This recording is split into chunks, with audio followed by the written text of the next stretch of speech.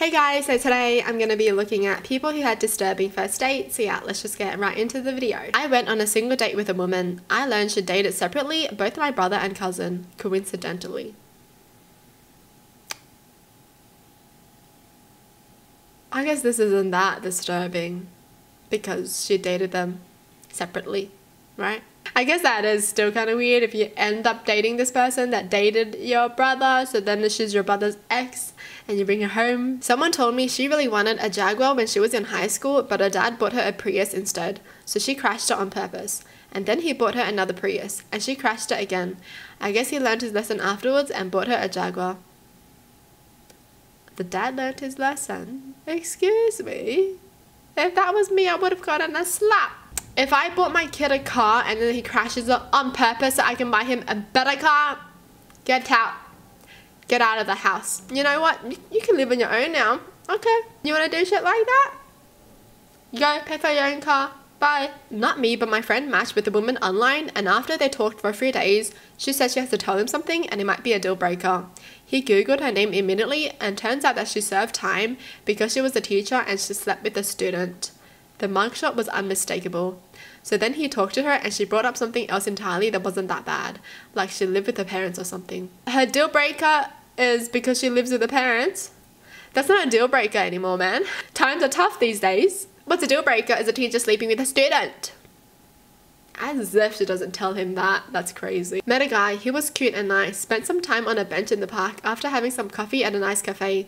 We talked for 30 minutes, share hobbies, talk about stuff, and really enjoy ourselves. Guess what? At some point, the dude asked if he can show me something, and it was a list of every girl he had ever had sex with. Asked if I wanted to be added to that list.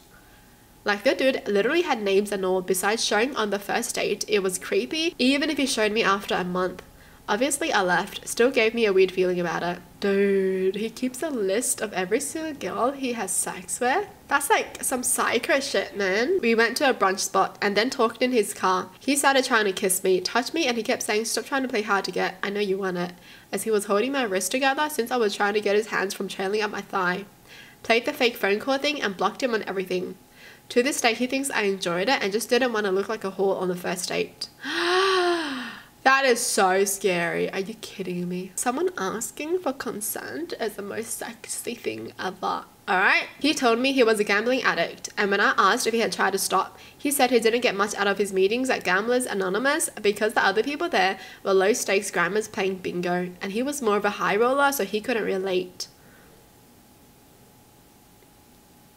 One day he's gonna be sleeping on the streets and he's gonna relate to every other person sleeping on the streets. A guy told me my wrists are too small. He could hold them both with one hand and I won't be able to escape.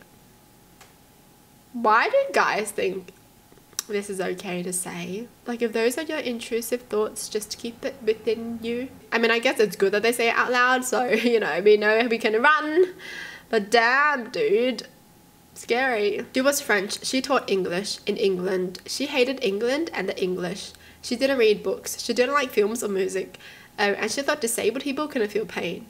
In fact, she shouted at me in a packed restaurant after I told her she was wrong. She thought the date went well and wanted to go on another one. What people are these kind of people, man? Do they have like no self-awareness or like what? What the hell?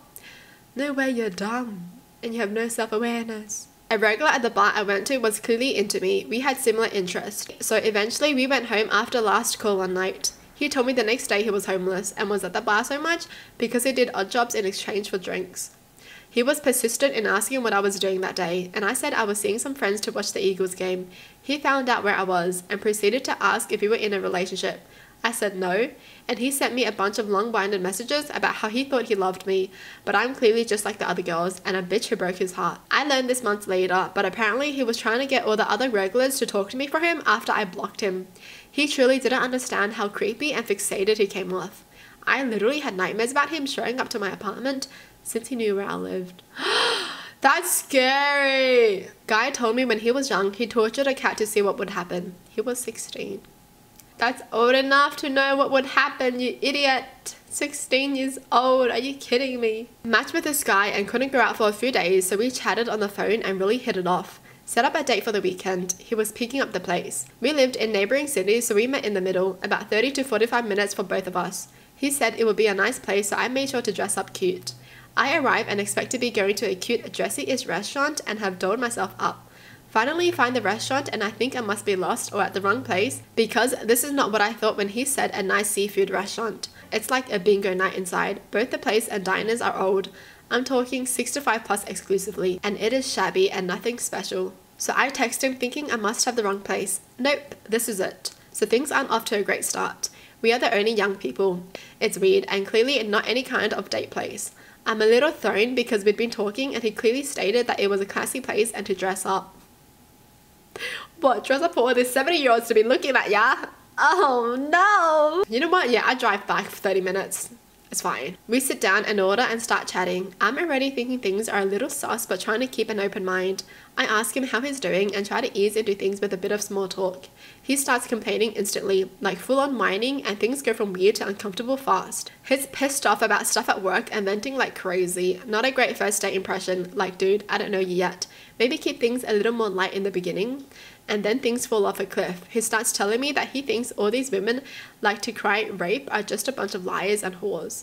I'm sitting there frozen, thinking don't move and he can't see you. And he continues to explain exactly what he means.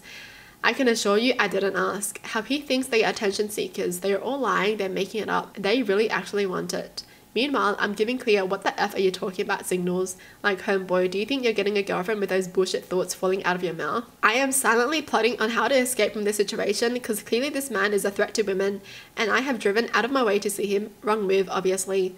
I stay calm and sit there as still and silent as I can because I do not want to set this man off because he clearly has some effed up beliefs about women and consent.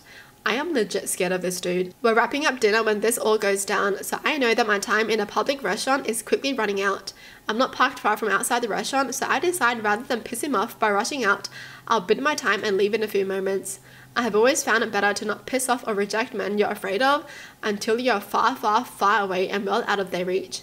And even then, it's risky. We get up to leave and I tell him thanks. I hope he has a safe drive back. He wants to walk me to my car because, you know, he's such a gentleman.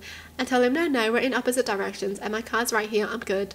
Thankfully, he lets me go and I get in and lock my car doors. As I drive back, I'm still absolutely stunned by the audacity of this man. He's a cop who works in a sexual assault unit and he thinks all women who come in after being raped are liars and whores. When I tell you I was severely afraid of him and didn't want to piss homeboy off because he could look up my address, I was not kidding. Dodged a bullet with that one. Didn't date for a little while after that.